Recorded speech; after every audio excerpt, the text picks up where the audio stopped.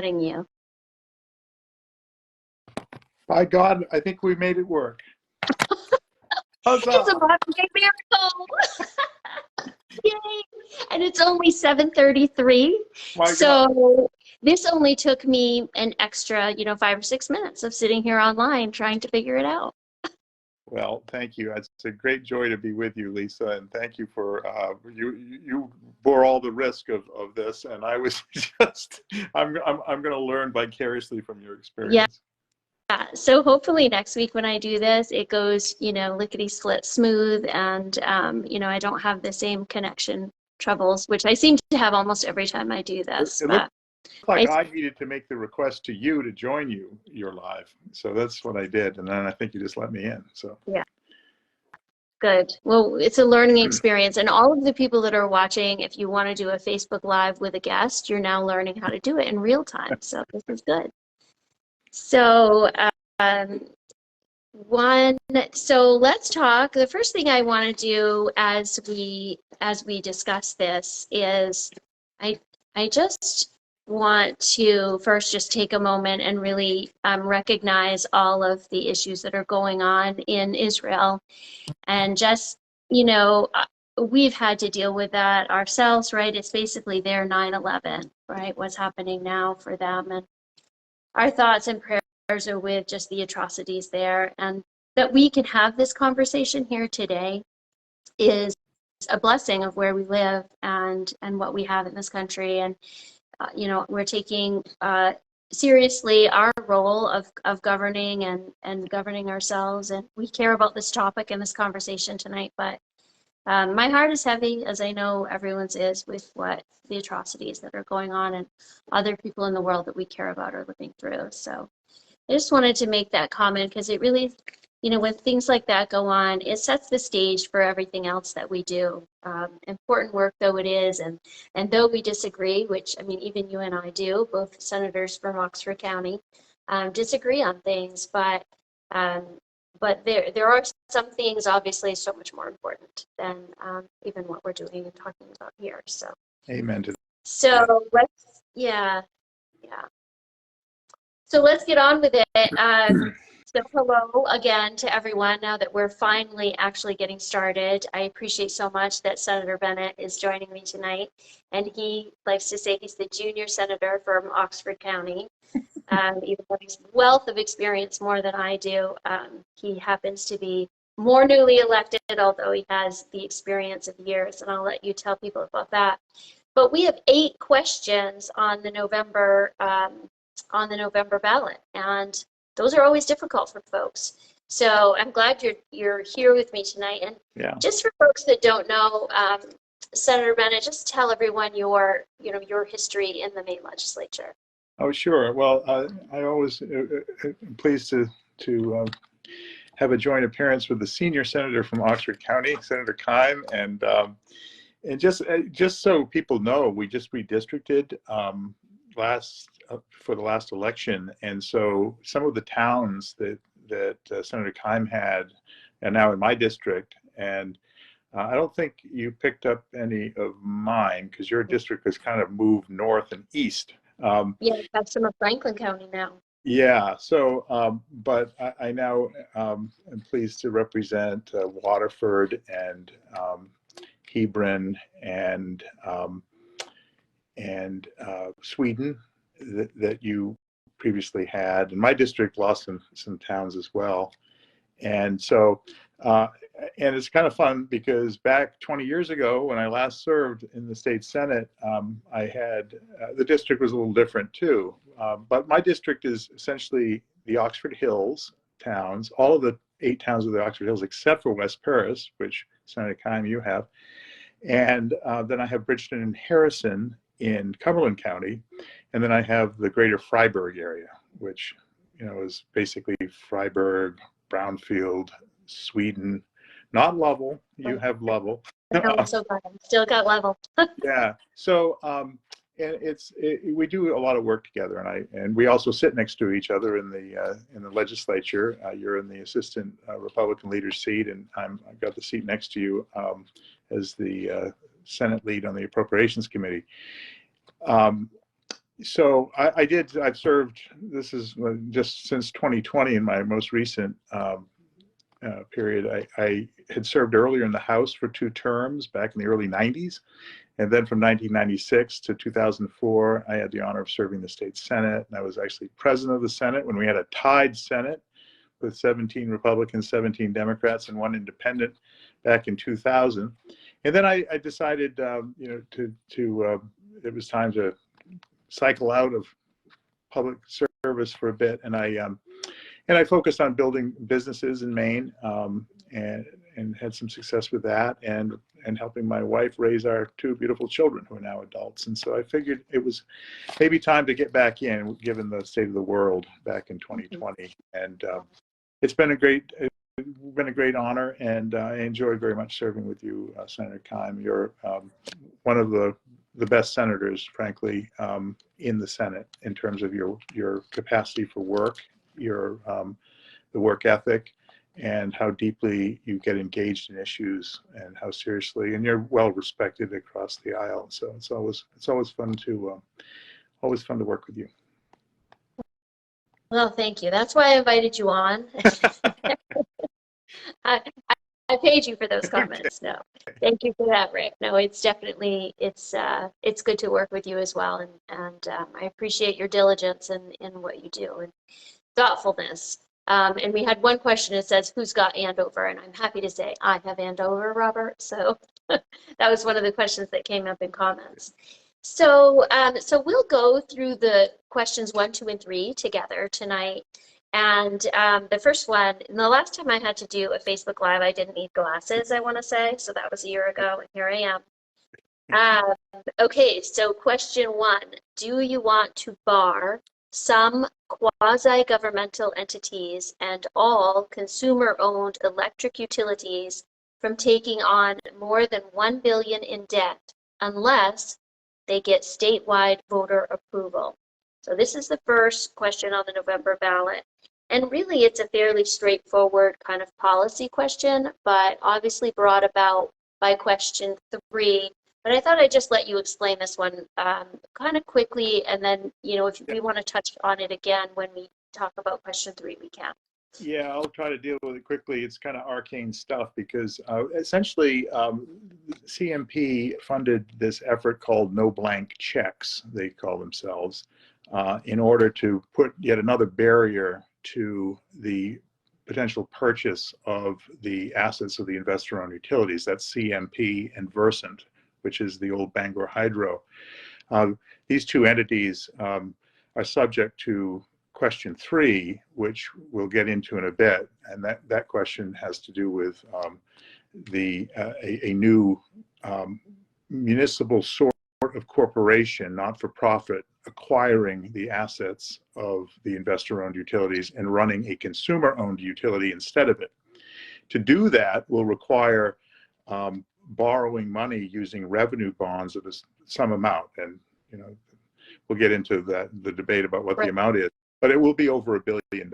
And so CMP funded this effort as a backstop to, if question 3 passes, they will have a second bite at the apple, because voters will have to come back, according to their interpretation, voters will have to come back and vote on the borrowing piece of that transaction as a separate matter if question 1 passes. So that's what is at stake.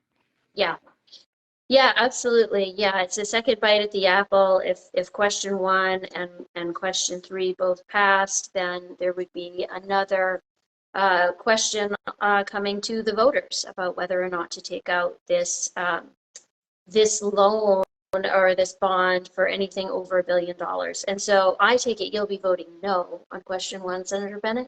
I will, because I think that as we get into question 3, you'll hear that I believe that the ownership model for our utilities and the ownership of our electric grid, and not the power generation, which is a separate business, but the electric grid itself has failed the people of Maine. And I think we need to move and just get on with the job. If this passes, if question 1 passes and question 3 pass, I think there'll be some litigation over it because there's some question about when these two matters would take effect. Mhm. And there's read warring briefs about that among lawyers about, you Right. know, but I don't think it's, you know, what some of the people opposing question 3 have said, you know, well, we need more specificity. So this, if question 1 passes, the voters will have more specificity when it comes down to an actual transaction and the dollar amounts involved in what the financing piece looks like. I have a lot of comfort with the financing piece. We can get into that in a bit, but the question. We certainly would. We're going to Yeah, cover question 1 quickly. yeah. Remember, Senator Bennett? So question 1 is something I'm going to be voting no on. Yes. Yeah, yeah. And I will be voting yes on question 1. And I feel that it is a plausible, a perfectly sound policy, regardless of, I don't necessarily agree that it's a great idea to have a second bite at the apple, so to speak, on every citizens initiative. Can you imagine how many there would be if that was what happened with every one of them, right? So that fail safe, you know, like here's one, and then if that one passes and we didn't want it to, let's make sure we have a backup. And so I don't necessarily like the idea or the process of what this sort of is doing here, but I do think from a policy perspective that it's okay for the Maine people to weigh in on this large of a purchase. So I think this question is fairly straightforward, and you know the question 3 is not as straightforward and really has a lot of things to consider. But question 1 could be taken at face value and really, you know, really just basically a yes or no on whether or not you want voters to have a say on taking out $1 billion of debt or more. Well, and again, it's not the voters that would be taking on that debt. It's actually the consumer-owned utility, which will be governed by the ratepayers. But we're recognizing under question 3 that the voters are a proxy for ratepayers in Maine. And so I get that. I think, though, from a business point of view, I think the reason CMP invested in question 1 was because it's a hedge. It's a business hedge. So Mhm. I think that if question 3 passes, there may be an effort by CMP to have a transaction, not with a state, but with some other entity. And this would give them time to engineer such a business transaction, perhaps. Mhm. Okay, thanks for that. So let's go to question 2, and I'll read that one. Get my good old glasses on here again. Do you want to ban foreign governments and entities that they own, control, or influence from making campaign contributions or financing communications for or against candidates or ballot questions? So just to explain, this initiative seeks to restrict Maine businesses that are partially or fully owned by foreign governments from spending money to influence voters in state elections. So you and I agree on this question, and I think it isn't really a Republican Democrat clean question, and you know, like the next one, and actually all that we're talking about tonight, I would say, really are not Republican or Democrat. So I appreciate you, you know, kind of joining in, and this is really your baby in a way. I mean, you've definitely taken this issue on wholeheartedly. You've been there, you know, right through the beginning of this. So this was especially the reason I wanted you to come on tonight and talk to us about your perspective on this. Yeah, thank you very much, Senator Keim. This is a really important question. And just people wonder, well, foreign governments can be involved in our elections.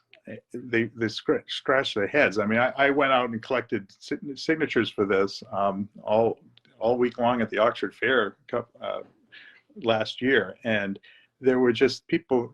Everybody was happy to sign it because it's sort of a no-brainer. The reason it's before us is that back in 2021, the Federal Election Commission interpreted federal law to say that they could not bar foreign governments from state and municipal referendum campaigns. They can and have banned foreign governments and entities that are heavily influenced and controlled by foreign governments from involvement in candidate campaigns at all levels of government. But the FEC said that they didn't have jurisdiction. So we put a bill in. I was the lead sponsor in the last legislature. It came out of committee 11-2, broad support. And it was right during the pendency of the corridor question on the ballot. And there was a foreign government controlled entity, which Hydro-Quebec, 100% owned by the province of Quebec, that ended up spending $22 million in that election. And because of that pendency of the question, I think the governor, that was probably the real reason that the governor vetoed it. And it did veto it. We failed the override by a single vote. Anyway, a broad bipartisan group of us went out and figured we really want to put this question and close this loophole. And so we collected over 80,000 signatures. I'm the chairman of the Protect Maine Election Campaign, and I would encourage people who want more information about this, a deeper dive, can go to protectmaineelections.com and read more about this, including the full text of the bill. But it's pretty straightforward. We want to keep foreign governments out of our main elections. In fact, it's something that George Washington warned about in his farewell address. He said, you know, the openness and accessibility of our democracy in the United States is going to be used by foreign actors, and particularly foreign governments, for their own purposes. And our elections are not about foreign governments, they're about Maine people. So that's what we're trying to do with this. I want to add, though, that there's a piece to this question that is not actually in the question. So there are two pieces to the measure. The first one closes the loophole that allows foreign government entities from being involved in our elections. The second piece calls upon a congressional delegation to enact or not enact, but to propose an amendment to the U.S. Constitution that, if it gets 2/3 of the votes in the Congress, would go out to the states for ratification, to allow for the reasonable regulation of money in politics. Because in my view, this is a big problem. It's not just about foreign governments, it's about billionaires and dark money that have taken over our elections, and our ordinary Maine voters' voices are getting drowned out. So circling back to one thing you said that it's already illegal for foreign governments to contribute money to candidates or in a candidate campaign. Is that right? That's correct, and that's under federal law. And actually, not just foreign governments, but any foreign entity, a foreign person or foreign corporation, cannot be involved in candidate elections. Right. So why would that be included in question 2 then, if that's already against the law federally? What we're doing with question 2 is amending state law, and we just want to make it clear that this pertains to all Maine elections. I don't expect the Federal Election Commission or the Congress to change the federal law, but since we're dealing with state statute, we want to have our state statute nice and tidy, relating to all elections that the state actually is responsible for. Right. So one of the things that you touched on, and that's dark money, and one of the concerns I actually even have with question 2, and even though I support it, is that the more regulations you put on the money that goes to pay for speech, is that the deeper and darker it goes, right? So rather than increasing transparency, we're instead sort of forcing it underground even more with this question passing. I believe that is probably a likely outcome of this, or at least a very likely outcome of this. However, I'm not sure that there's a way to get around that. What are your thoughts? It's a great question. I mean, in many ways, this measure before us, question 2, is just the tip of the iceberg. It's an important iceberg, but as I say, it's a loophole that we need to close. There are, I think, the greater frustration is that because of Citizens United and a host of other Supreme Court cases, the ability for legislators in Congress to regulate reasonably money going into politics and elections has been very constrained. I still think, however, there are measures that we can enact even at the state level. And I think you're dead on right that the biggest problem is transparency, because it's hard to hold people accountable if you don't know who's actually speaking, who's spending all the money, who's buying all the TV ads. You know, it's often saying absurd things and some things. Yeah, And so right. And I, I think it's always valuable to hear what people's perspective, right? And it's valuable that we have free speech, and that, you know, with all of the ideas comes the ability for us to sift through and decide, you know, what do we believe is true after we hear all the competing ideas.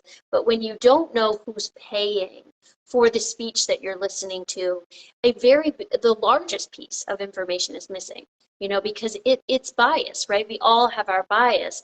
And so the dark money and all that, you know, in politics is one of the biggest issues I think we're facing in our nation, honestly, because we don't, so much money gets passed around, and even outside of what happens in the November ballots, just you know, the money that gets flooded into our schools to, you know, I'm yes, thinking of lots of different ways there, you know, that changes and impacts what our children are learning and the outcomes of education that we're not even aware is happening. And that's all money. It's all money, and people, you know, seeking their own benefit rather than the good of really the people of our nation, the people of our state. So knowing who's paying for things is important.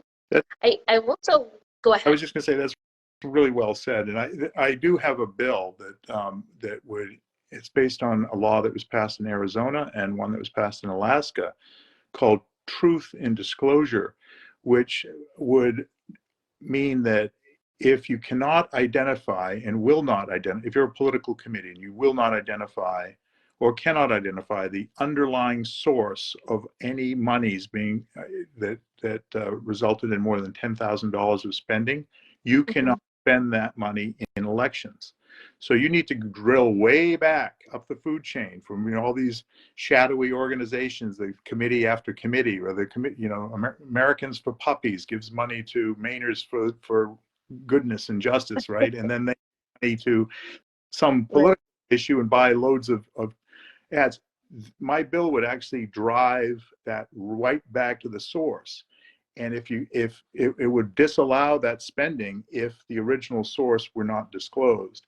So there are ways, and I think that passes constitutional muster, but there are things that we can do on this. In the meantime, question 2, we want to close it up and close this loophole.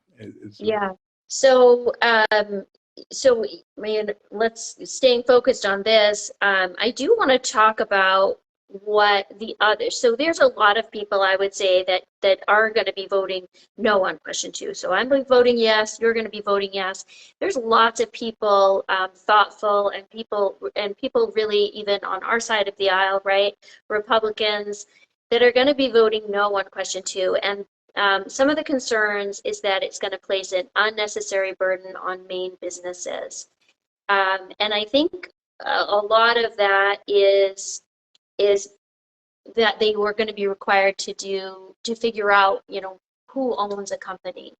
But I don't know if it's more than that. What are your thoughts on just the burden on businesses? So there are 2 issues that have been raised. One, which is about, right, well, which Maine businesses are affected. And in fact, the governor in her veto message of the original bill I sponsored listed 5 Maine businesses, and they were like Backyard Farms in Madison and a rustic potato growing company. And these were not foreign government-owned entities, and they would not have been affected. In fact, I called all 5 of the businesses that she mentioned in her veto letter, and it was just flat out wrong.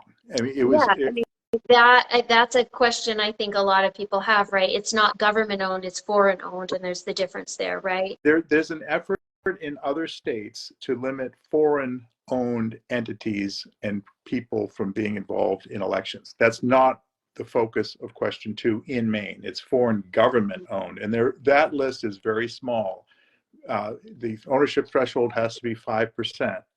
And you do know, if you're a company with 5% foreign government owned ownership, you know that. In fact, under the securities and the securities laws in the United States, a company with 5% ownership is a public company.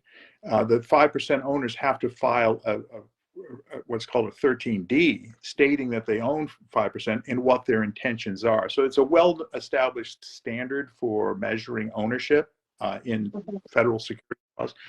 So, but one of the questions that were raised is just confusion about which companies actually might be impacted by this, and it's very. And which ones are in the state? So, CMP, obviously. Well, no. CMP says that they won't be affected by this. This is their statement. I don't know, but they say that they're foreign owned.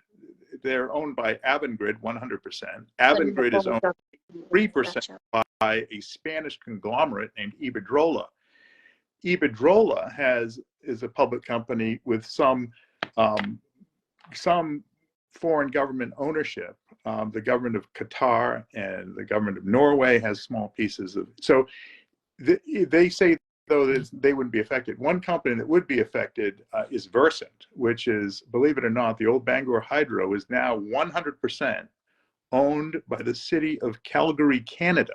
So ratepayers in Maine are the profits from that they're submitting to. Flipping into question 3, don't you, Rick? You can't help yourself. No, I can't.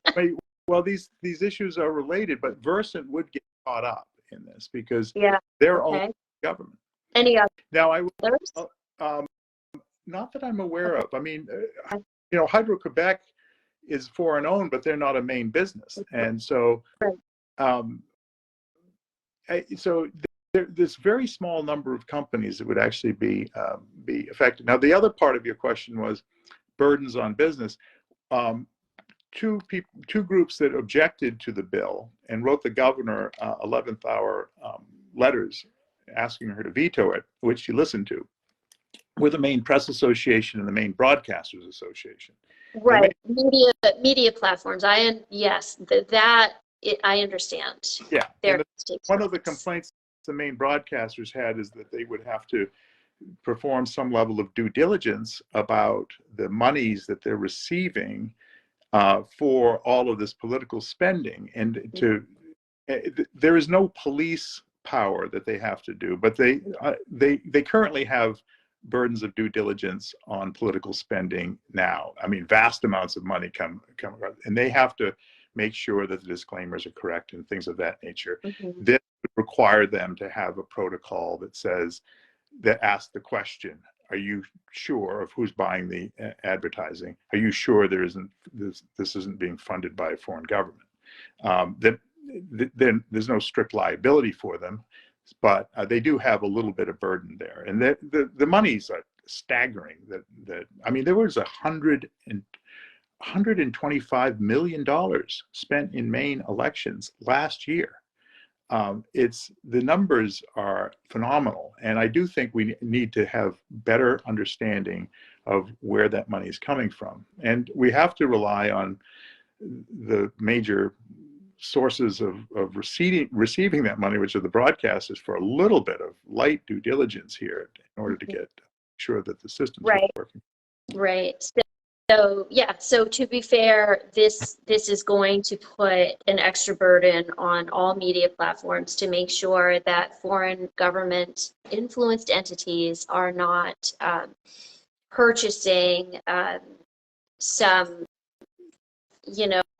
communication regarding elections on their platforms. So there will be due diligence there. But I think, I think that this is possible. This one would end up in the courts because someone would say this is restricting free speech. I think that is absolutely possible, and I know that's also a concern. I I think that it would I think it would come out that it is legitimate and that we would win that court case, but it may end up in court as well. So that's another concern that people raise about this question. Yeah, I just simply add on that question. I agree with you. I think that there's likely to be a challenge. Yeah. I think we're pretty well buttoned up against the challenge with this particular question because it relates to foreign governments. And all right, yeah, let's move on to question 3 so we don't lose our audience here. Okay, question 3. All right, so for everyone out there, Senator Bennett and I disagree on question 3, which is good fun. So what I wanted to do is give you the time to share your thoughts on this, because also you've been very involved on question 3. And I want people to hear both sides, really, of all these questions. Question 1 was pretty straightforward. Question 2, I maybe haven't done as good to do complete justice to the other side's issues with question 2, around free speech. But that's something that still is a bit more straightforward. I would say question 3 is a deeper dive into a really big consideration for our state and could have significant consequences. So it's a big deal. I don't want to spend a ton of time on this. So, but I do want to give people a flavor of where you're coming from, and I'll give them a flavor of where I'm coming from and why I'm opposed. You tell them why you support. And then if someone wants to jump in with comments and tell us how they're voting, that's great. I meant to do a poll. I thought that would be fun. Sure. But yeah, as succinctly as you can. I know this is a hot button topic, but let's try to keep it simple and succinct for the viewers. Yeah.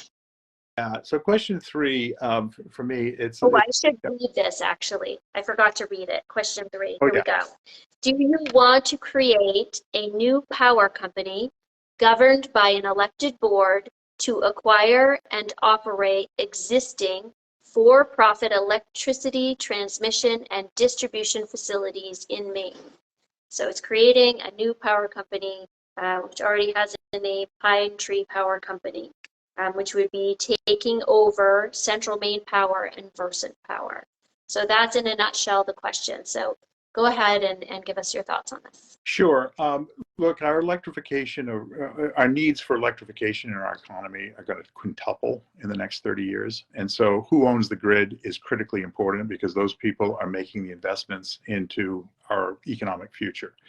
And the ownership model, I believe, has failed. This investor-owned utility model, which dominates the state, has failed.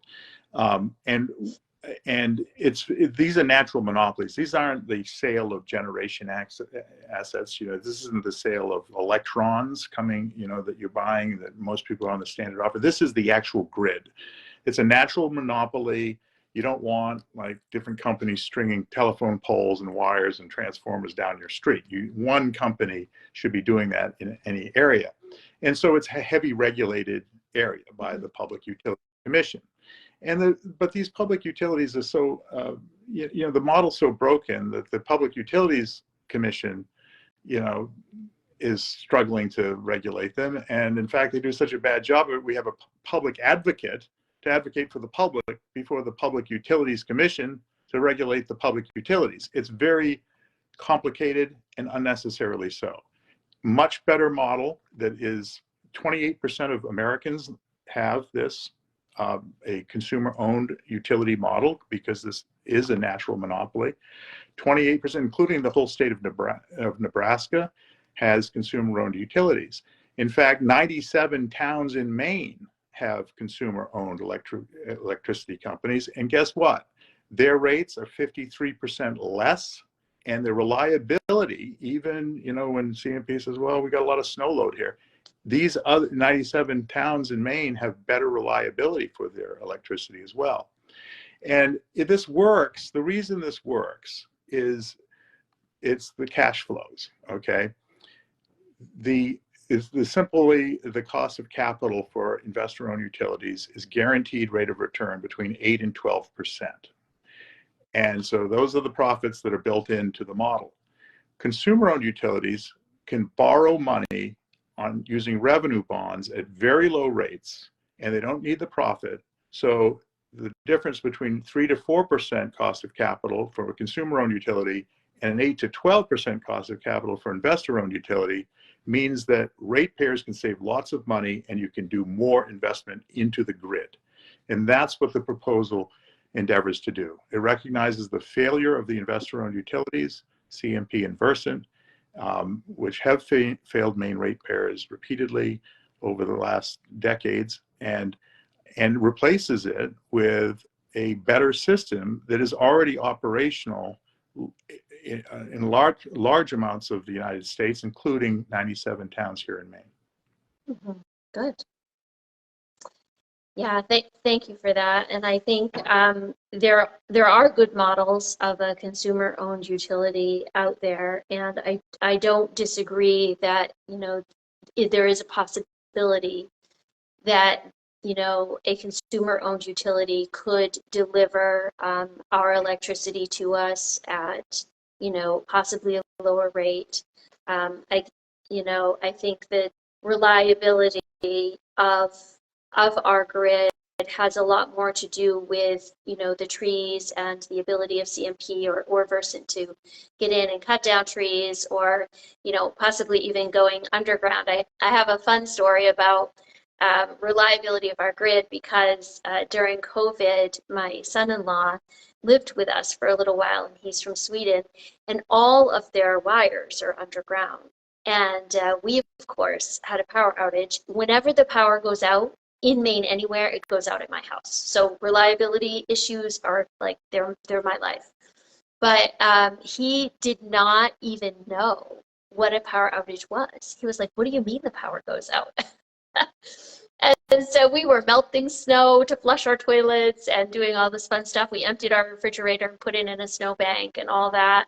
And it was fun. We were like camping in our own house. But he had his first experience of a power outage for like 5 days or something. He thought it was great fun for like 2.5 days. And then he's like, "Yeah, I'm ready for the electricity to turn back on." And we were as well. But anyway, fun story about reliability. So I think that there is a lot to, so reliability and cost are the biggest drivers for the reason for the proponents of this to be doing it. However, there's a lot around cost that is not known, that's uncertain at this point. We don't know how much money we'll have to pay for these companies. They're not for sale, so they're going to fight the sale. So I want to start off actually and first say that CMP and Versant, they're not for sale. They don't want to sell. So this would be a government takeover of private business, and it is a monopoly business. I understand that feels different in some ways than an unregulated private business, but it is still a takeover through eminent domain. And I think that in order for the government to take over private business, it should do so with something far more egregious than the high rates that we're experiencing and the reliability concerns that we have as well. I think that the legislature, I think first steps for us should be that the legislature should do more to restructure how we're regulating these utilities and what our relationship with them is like. I think that is the first steps, and I don't think we've done enough in that. I know that we've made some steps towards creating more accountability, but I don't think we've done enough, and I don't think we've done enough to capture the costs. So the cost of buying these entities out is not yet known. It would obviously go to court.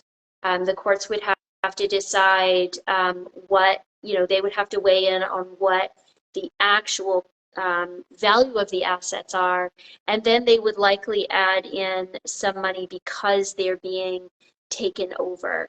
So I'm looking for my notes. I had written that down, but there will be a higher cost to them, like a premium, because they're not selling willingly, but they're being taken over. So there would be a premium added to the cost of that we would have to pay for these assets, which then would mean we would have a higher interest rate on our bonds, because we'd be paying more for these assets than their actual value. So interest rates are going up right now. We don't know yet what the courts would decide and how much we would have to pay for them, and then we would have to take out a bond for them.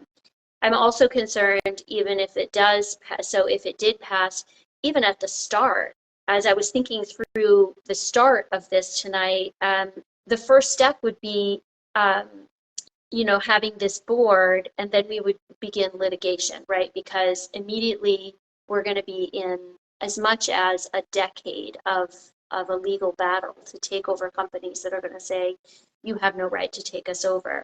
And the ratepayers are going to be on the hook for paying for that battle. And that's costly, right? They're going to have to pay for both sides, both Pine Tree Power's costs and also CMP and Versant's costs. So that will add up. And then, of course, there's the example of Boulder, Colorado, where, they tried to buy out, they tried to do this, and from the information I got, spent $30 million on trying to take over a utility and then abandon that because that didn't work for them. And so we could also end up going down that road and then not being able to take them over and then still being stuck paying for these costs. So I am concerned that we don't know how much the rates will be impacted. One of the things is that the estimates that come out from the side that's consumer-owned utility side give us different estimates than investor-owned utilities, right? They come out with these different estimates. And the difference between their estimates is significant enough that we can't really say for certain how the rates will be impacted. So we're taking on a very large risk without knowing for certain what the impact to rates will be. I have other concerns that kind of dive into the weeds a little bit more on this issue. One of them is also wondering what's the highest good or what is the mission of Pine Tree Power. I wonder how much of that will be, green energy versus, versus saving costs to ratepayers. And that will be determined a lot by who ends up on the board and, who gets voted in and then who they select. We'll also have to have a transition that I think is difficult to consider, and we'll have to hire an outside entity to come and run this for us. And that itself could be owned and operated by, a foreign company, which to me is not the greatest concern here, but is one of the, is sort of against what the proponents of this are saying. Well, we shouldn't have a foreign-owned entity running this, but yet I think in the end it could likely be someone that's foreign-owned that's running the operations, under the umbrella of this group, of this board, who, of course, I do believe would have Maine people as their highest consideration, but there might be other considerations there that impact rates that we may not necessarily agree with. Climate change goals and reliability are both important, but affordability right now is so critical to everyone in my district. And what I'm hearing is they can't afford their electric bill. And for me, I can't afford the risk that this puts on them of, a decade of increased rates with the possibility of this not even coming to fruition at the end of that. So for this is a big no for me. And I respect your position on this, but I think the risk versus the reward on this question, the possible benefits do not outweigh the risks of this. And again, I come back to, does the government have the right to take over these businesses based on reliability and costs, as opposed to looking to better ways to actually manage our relationship with them. And that's where I come down, in the end on this, is I don't believe that we do. And I think there are other ways to increase reliability and capture some issues around cost without doing that. So um, that's my position on this bill, and we're in exact opposite camps on it. Yeah, it's funny because if I could just respond to a couple of the questions you raised, which are the ones that you're hearing about in the dialogue about this particular measure, there's less risk than you think here. There's, first of all, the purchase price, which the opponents, the CMP and Versant folks, say it's going to be $13.5 billion. That number is outlandish, and it's based on doubling the net book value of the companies, assuming a 40% increase in investment over the next 4 years. None of that's happening. In fact, if you want to know what the purchase price is likely to be, it's going to be based on the asset sale that 3 years ago, when the city of Calgary bought the old Bangor Hydro assets, bought Versant, and that was 1.25 times net book value. If you do extrapolate on that basis, you're looking at about a $7 billion-ish price. Still a lot of money, but it's not close to $13.5 billion. And so that's a market set rate for that one. The reason that I believe that this is, I'm not in favor of the government coming in and taking over businesses. These companies have a franchise that was given to them by the people of Maine to operate in this state, a natural monopoly. They are operating a monopoly. They have failed at doing that. They are lowest in customer satisfaction surveys for multiple years in a row. Their costs are extraordinarily high, and they're much higher than the consumer-owned utilities next door that are serving Maine people. Their reliability is a lot worse than the consumer-owned utilities next door that are serving Maine people. So I think that this is a unique situation, and it demands that we get control of our electric grid for Maine people. Our electric grid, the notion that our electric grid is owned by foreign governments and foreign corporations is appalling. But this is what you get with the global transnational companies in this economy. And these companies have not been responsive to Maine people. We need the owner of the electric grid. First rule is that they have to be responsive to the needs of Maine people, not just today, but for the next generation of people, because we're going to rely on this grid more and more for our economic future. That's why I think that this is a big step, but it really should be tackled now. And the rate issue, there's lots of reasons the rates are going up. The standard offer is the primary problem. There's different ways it's calculated that get stuck in higher rates.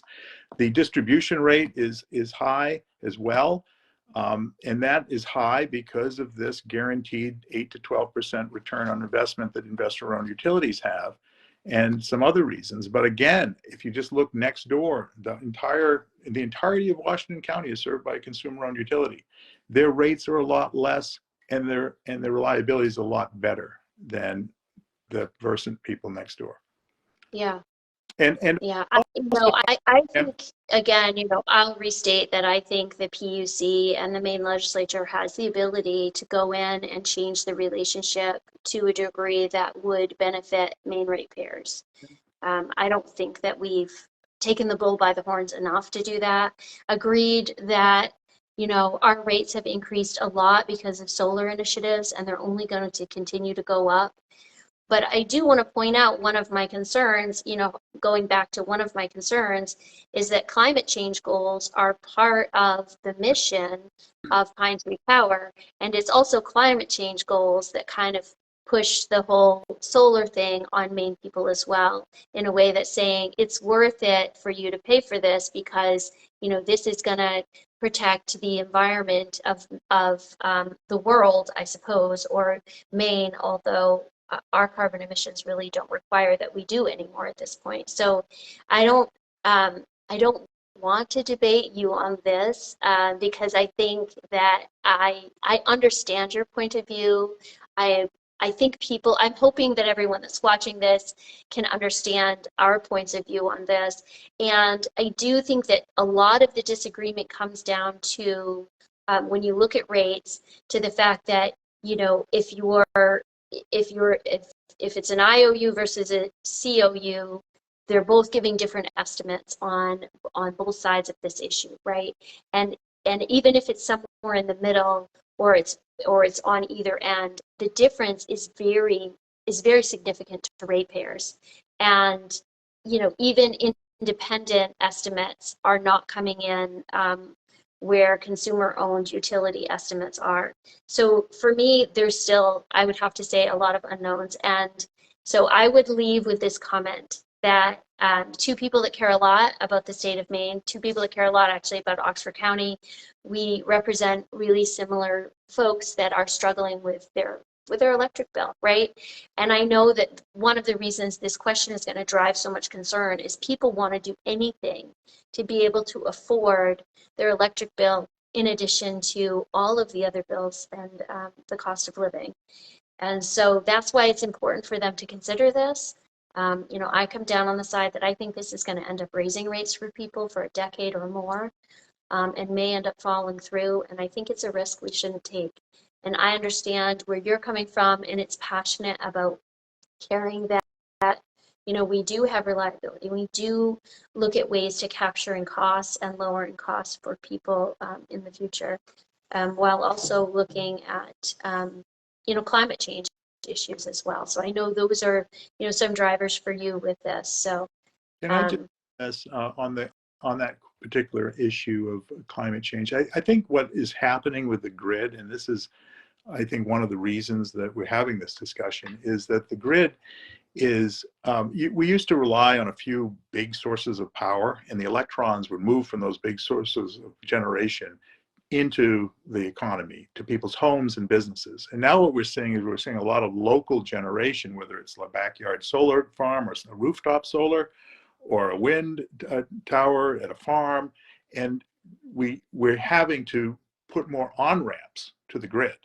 And that's the investment that is happening. It's going to continue to happen. And those are the kinds of investments that we need the grid operators to be willing to make and wanting to make, and have the economic incentives to make those. And so I agree with you. This is an important debate, and you know, good people are going to come down on different sides of this, but it is critically important that we have the debate, and people, all of us as Mainers, understand this a little bit greater complexity as it relates to electrification, because our kids' future is going to rely on this question to a large degree about how we're operating the grid, who's operating the grid, what's the best way to do it. And so I'm grateful for being part of your conversation today, Lisa. yeah, well,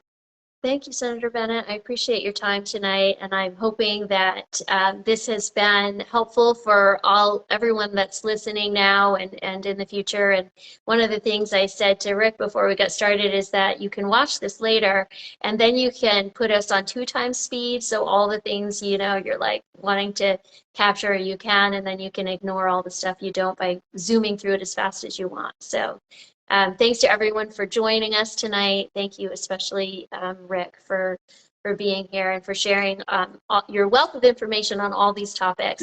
And the most important thing is that people go out and vote, and that they get themselves informed before they do. And that's the point of tonight, and the point of next week is when I'm doing this again and taking up the rest of the questions that will be coming up. I'll have Senator Bellows, I'm calling her Senator Bellows, Secretary of State Bellows, with me next week, as well as possibly another legislator. Actually, no, we'll be talking about the right to repair, and I'll be looking for some industry experts to join me next week to talk about that. So that's all for tonight. Thanks everyone for joining, for all your comments. I didn't get to look at questions as they came through because I wasn't able to and still stay on task with Senator Bennett, but hopefully we answered them, and I certainly will look through the comments and answer them as I can later tonight or tomorrow. So, all right. Thank Have a you. good night, everyone. Thank you Good so night. much, Rick. Bye.